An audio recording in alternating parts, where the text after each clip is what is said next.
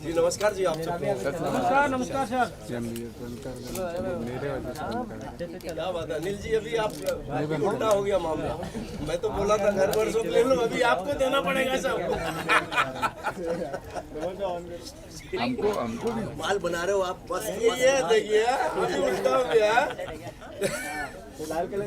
वो देखिए हमको बोल रहे आपको बोल किधर है आपका बेटा? अच्छा परमानेंट बस गया? नहीं नहीं, आपने गाना दे दिया तो वो चला गया। चलिए रोल करे शुरू करें सर मोबाइल सेलेक्ट करो। शुरू करें बिस्मिल्लाह के Can I please have the mic? Mic कौन सा माइक वो नहीं चाहिए हमको अरे वो माइक क्यों दे रहे हो ऑडियो नहीं मुझे mic चाहिए था। सिर्फ mic चाहिए था। mic चाहिए था। खाली उनको तो बाकी मत दो सब पहले से उनको मत दो खाली मैम को दो बस वो जो छोड़ दीजिए माइक पे क्या बोल रहे हैं ऐसे बोलो ना माइक आ जाएगी वाइस मैम अरे साउंड आ जाएगा चलो रोल करें रोल है वेदांत come here.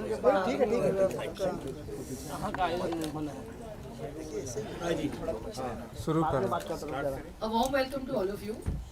Never before in the history of Indian cinema has a movie been celebrated as a festival. And of course there are other grossers, but Gadar 2 is a movement, a historic milestone for Indian cinema. Viewers went to the theatres in tractors and trucks, in droves, singing the song. And if that isn't the demonstration of their love for the brand Gadar, what is? Today, we are here to celebrate the musical super success of the phenomenal Gadar 2. And of course, who else could have done it other than the prodigal Mithun? Yes, the amazingly talented composer has been churning out hits right from his first song Tere Bin to Murder 2 to Ashiki 2 to Sanam Re to Kabir Singh to the recently released Bawal and now Gadar 2. He is one of the top artists on streaming platforms, having millions of streams of his songs again with his name. 1 billion and many more milestones soon. Let us move on to the distinguished panel.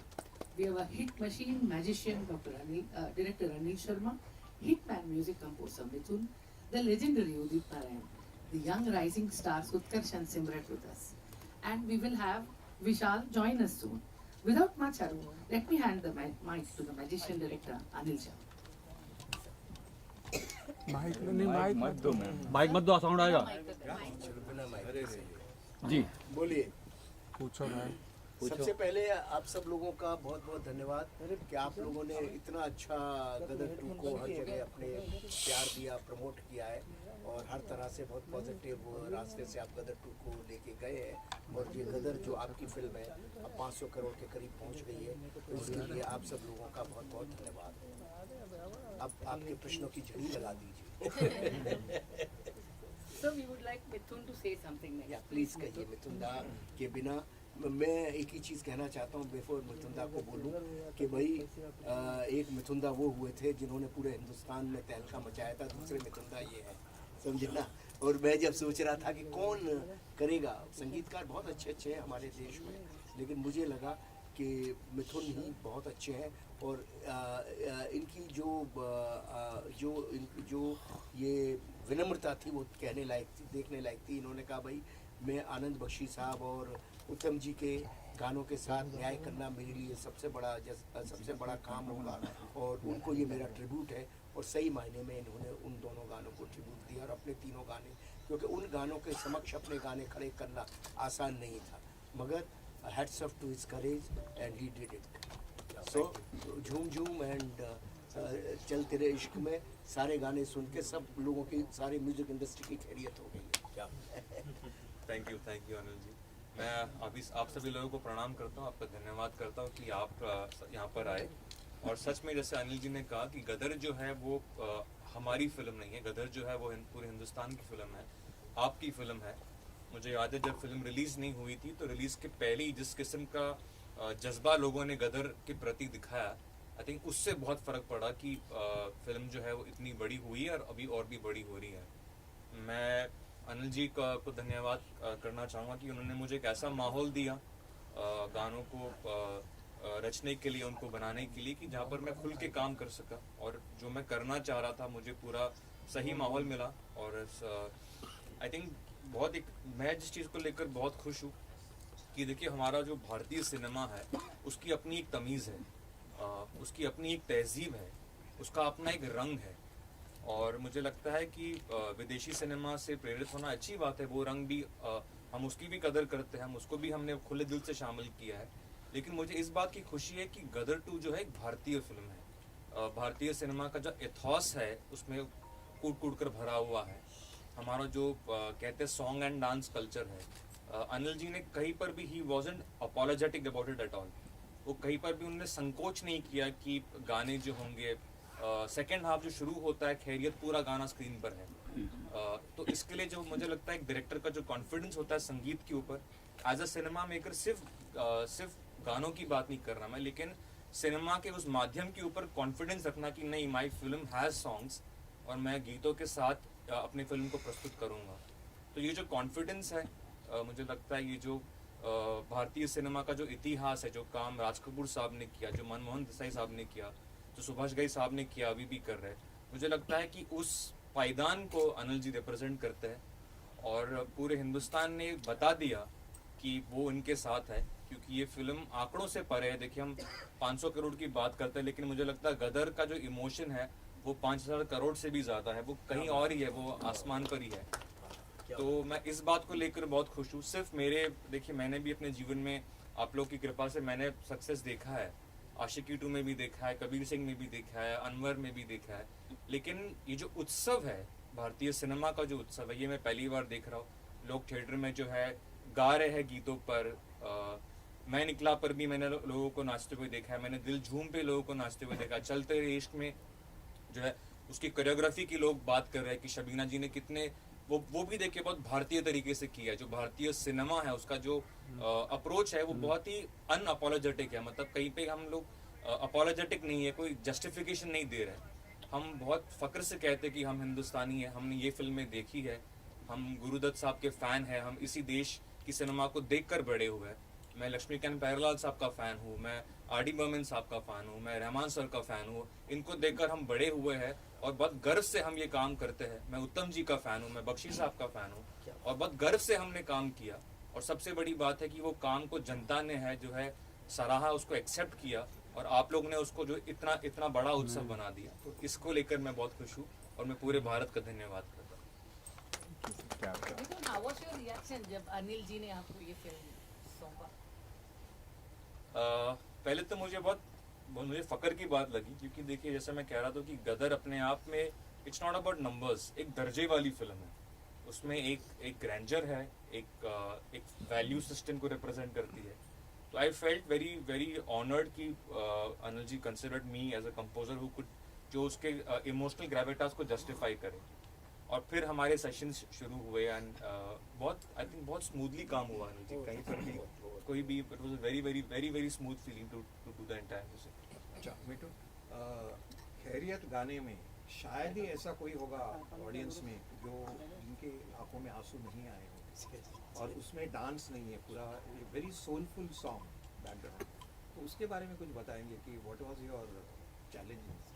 देखिए खैरियत was the first, जो पहला मेरा जो original गाना जो मैंने record किया गदर 2 के लिए, सबसे पहले जो मैंने गीत इनको पेश किया वो खैरियत था। और इसके पीछे एक बहुत अनोखी कहानी भी है, वो अनिल जी बहुत अच्छी तरह क्या हुआ था कि मैं मिथुन जी के पास गया और मिथुन जी के हमारे सेशन शुरू हुए। एक दिन हारमोनियम रखा हुआ था, आजकल तो कोई बजाता नहीं है, जानता नहीं है। तो मैंने मिथुन को बोला ये हारमोनियम ऐसे ही रखा हुआ है या बजाते भी हो? तो मुस्कुरा गए और वहाँ से अपनी कुर्सी हल्के हल्के सलटाते सलटाते खींचते खींचते मुआलम ने के पास ले आए, वो उठाया और टंग टंग टंग करके इन्होंने कुछ शुरू किया। एक नोट्स बजाए, कुछ जो नोट्स बजाए नोट मुझे इतने अच्छे लगे कि ये क्या गदर का गाना आपने पहला बनाया है? बोले हाँ। और वहीं उन्होंने खैरियत से रखना गाया इन्होंने। अरे मैंने का कमाल है। बस वो देखिए क्या होता है, जो लगता है ना गाना हिट गाने की परिभाषा जो मुझे समझ आती है, वो पहले 5 सेकंड में अगर आपके अंदर घुस गया तो घुस गया, और अगर वो आपको 3 दफे सुनाने के बाद घुसा तो वो हिट हो सकता है विद द टाइम, लेकिन वो उतना बड़ा हिट नहीं हो सकता। तो इनका ऐसा किस्सा घटा है इनका, तो बस उसी क्षण में मैंने कहा ओके। और कादरी साहब ने कमाल लिखा। सही बात। आपका ब्रीफ क्या था सर मिथुन के लिए?